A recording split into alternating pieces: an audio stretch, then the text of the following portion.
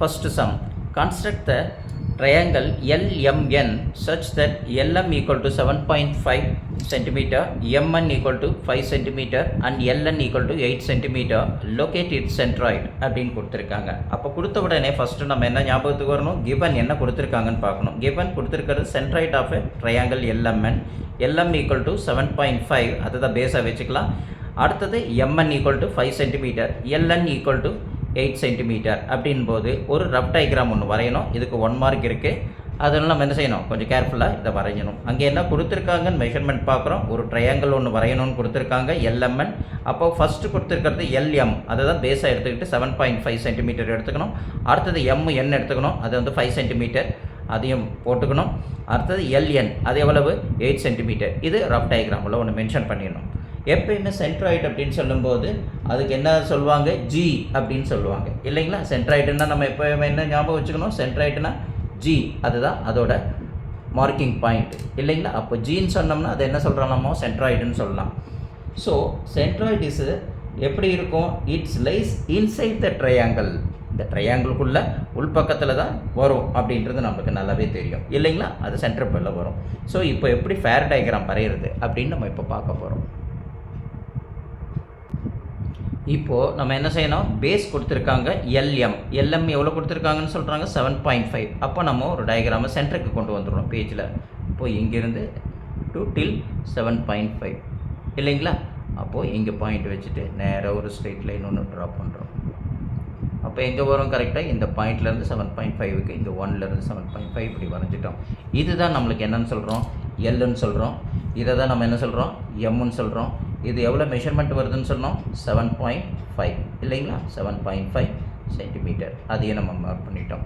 அடுத்தது நம்ம என்ன செய்கிறோம், 5 சென்டிமீட்டருக்கு ஒரு திரும்பி என்ன செஞ்சிடறோம், ஒரு மெஷர்மெண்ட்டு நம்ம ஸ்கேலில் எடுத்து அது எம்மில் பேஸ் பண்ணி ஓகேங்களா ஒன்று வரையணும். அப்போ என்ன செய்யணும், இங்கேருந்து நம்ம ஒரு 5 சென்டிமீட்டர் இப்படி எடுத்துக்கிறோம். இங்கே மெஷர்மெண்ட்டில் கரெக்டாக என்னது 5 சென்டிமீட்டர். இப்படி ஸ்கேலை தலையில் வச்சுட்டு எடுத்திங்கன்னா பர்ஃபெக்டாக வரும், ஸ்லிப் ஆகாமல் இல்லைங்களா. அதனால் இங்கே ஒரு மார்க் ஒன்று பண்ணிக்கிட்டிங்கன்னா அப்புறம் கிரிப்பு கிடைக்கும். அந்த கிரிப்பை வச்சுக்கிட்டு அழகாக அப்படி போட்டுட்டிங்கன்னா ஃபுல்லாக உங்களுக்கு இதை ஈஸியாக இருக்கும். அப்போ இங்கே வச்சுக்கிட்டு 5 சென்டிமீட்டருக்கு நம்ம என்ன செய்கிறோம், ஒரு ஆர்க் ஒன்று அடிக்கிறோம். புரியுது இல்லைங்களா. இப்போ இங்கே ஒரு ஆர்க் ஒன்று அடித்தாச்சு. அடுத்தது அங்கேருந்து என்ன செய்கிறோம், திருப்பி எல்லில் வச்சு நம்ம எவ்வளோ அடிக்கணும்னு சொல்லியிருக்காங்க, 8 சென்டிமீட்டர் ஒன்று எடுக்கணும்னு சொல்லியிருக்காங்க. அப்போ இங்கேருந்து ஒரு ஆர்க் வந்து 8 சென்டிமீட்டருக்கு இல்லைங்களா. இப்படி 8 சென்டிமீட்டருக்கு நம்ம இப்படி மெஷர்மெண்ட் எடுத்துக்கிறோம்.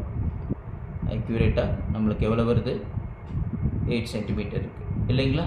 அப்போ இந்த 8 சென்டிமீட்டர் எடுத்துட்டோம்னா இந்த எல்லுன்ற இடத்துல வச்சு நம்ம ஒரு ஆர்க் ஒன்று இப்படி ப்ளேஸ் பண்ணுறோம். அப்போ போகும்போது 2 ஆர்க்கும் எந்த இடத்துல மீட் ஆகுதோ அந்த இடத்த நம்ம அழகாக என்ன செய்கிறோம், ஒரு பாயிண்ட் ஒன்று மார்க் பண்ணிக்கிறோம்.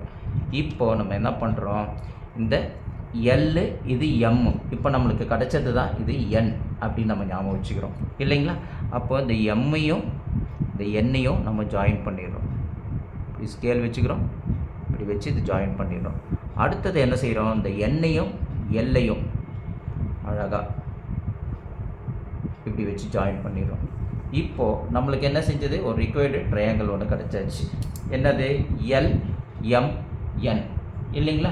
அப்போ LMN ரிக்வயர்ட் ட்ரையாங்கிள் கிடச்சதுக்கப்புறம் நம்ம என்ன செய்யணும், சென்ட்ராய்டு வரையணும். அப்போ சென்ட்ராய்டு வரைகிறதுக்கு நம்ம என்ன செய்யணும், perpendicular bisector of LM and MN, இது ரெண்டுக்கு மட்டும் வரைஞ்சால் போதும். லைன் செக்மெண்ட் என்னது, எல்லுக்கும் எம்முக்கும் பெர்பெண்டிகுலர் பைசெக்டர். ஹாஃபுக்கு ஜஸ்ட் மேலே ஒரு ஆர்க் இப்படி ஒன்று போட்டுக்கோங்க. அதேமாரி இப்படி ஒரு ஆர்க் ஒன்று போட்டுக்கோங்க. அதேமாரி எல்லில் வைங்க. இங்கே ஒரு ஆர்க் இப்படி ஒன்று கட் பண்ணுங்கள். அதேமாரி இங்கே ஒரு ஆர்க் ஒன்று கட் பண்ணுங்கள். இந்த 2 ஆர்க்கு எங்கே மீட் ஆகுதோ அந்த இடத்துல ஒரு பாயிண்ட் ஒன்று வச்சுக்கோங்க. அதேமாரி இங்கே இந்த இடத்துலையும் ஒரு பாயிண்ட் ஒன்று வச்சுக்கோங்க. இந்த 2த்தையும் நம்ம என்ன செய்கிறோம், ஸ்கேல் வச்சு ஜாயின் பண்ணிடுறோம். புரியுதுங்களா. இப்போ இதுமாரி ஸ்கேல் வச்சு அழகாக மார்க் பண்ணி இப்படி ஒரு லைன் ஒன்று ட்ரா பண்ணுறோம். அந்த லைன் எப்படி வரணும்னு சொல்லியிருக்காங்க, நம்மளுக்கு டாட்டட் லைனாக வரணும். அதனால நம்ம என்ன செய்கிறோம், டாட்டட் லைனாகவே போட்டுக்கலாம். ஓகேங்களா. ஏன்னா டாட்டட் லைன் தான் அங்கே வரைய நம்மளுக்கு அப்போ தான் இந்த டிஸ்டிங்விஷ் பண்ணுறதுக்கு ஈஸியாக இருக்கும் அப்படின்றதுனால நம்ம என்ன செய்கிறோம், டாட்டட் லைன்ஸை அப்படி நம்ம இப்படி வரைஞ்சிக்கிறோம். ஃபைன். அடுத்தது நம்ம என்ன பண்ண போகிறோம், எம்முக்கும் எண்ணுக்கும் பெர்பெண்டிகுலர் பைசெக்டார், அதுவும் அதே சேம் பிரின்சிபல் தான். எப்படி வச்சுக்கணும், எம்மில் வச்சுக்கிட்டு ஹாஃபுக்கு மேலே ஓகேங்களா இங்கே ஒரு ஆர்க் அடிக்கிறோம், அதேமாரி இந்த இடத்துல ஒரு ஆர்க் அடிக்கிறோம். இங்கே வச்சு என்ன செய்கிறோம், எண்ணில் வைக்கிறோம், அதேமாரி இங்கே ஒரு ஆர்க் அடிக்கிறோம், அதேமாரி இங்கேயும் ஒரு ஆர்க் அடிக்கிறோம்.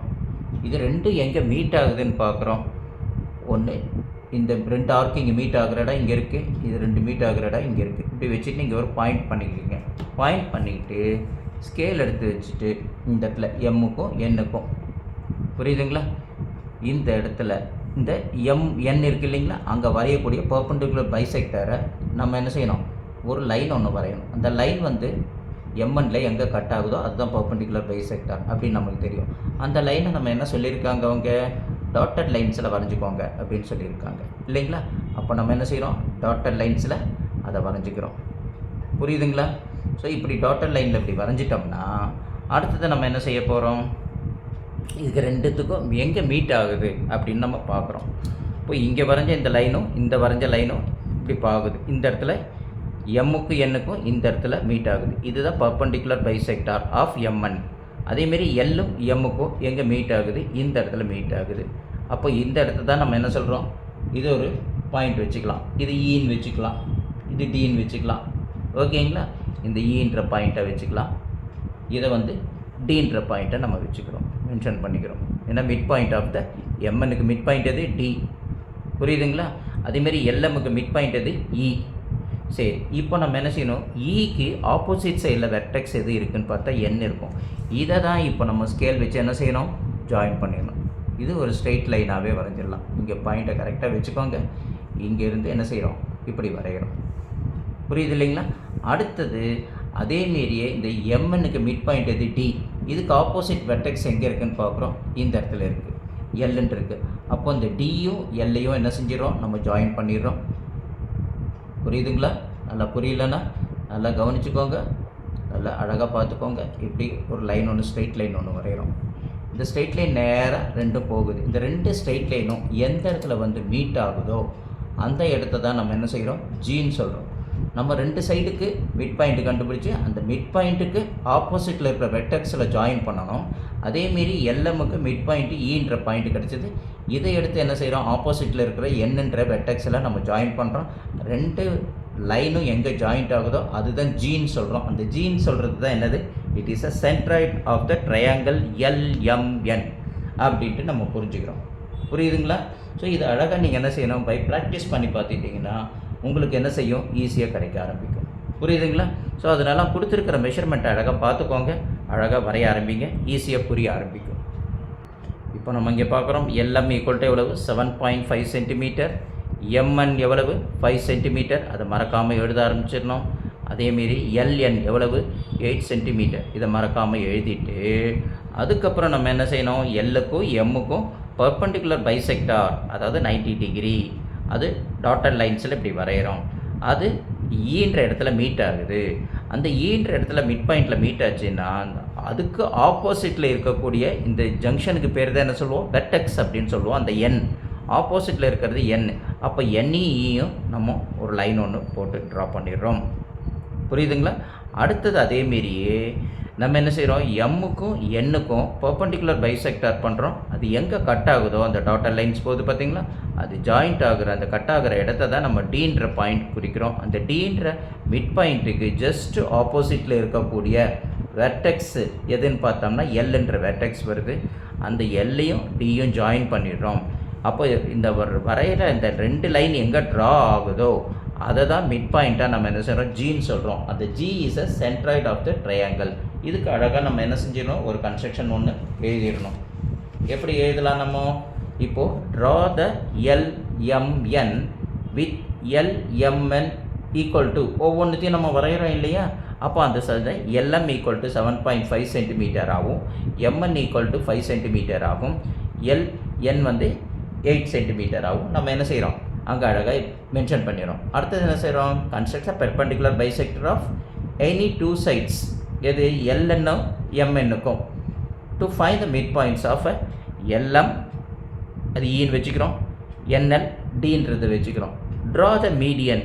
மீடியன் சொல்லும்போது என்ன செய்யணும், ஆப்போசிட்டில் இருக்கிற வெர்டெக்ஸை நம்ம ஜாயின் பண்ணுறோம் அந்த மீடியன்லேருந்து, அதுதான் இ அப்படின்னு நம்ம மென்ஷன் பண்ணுறோம்.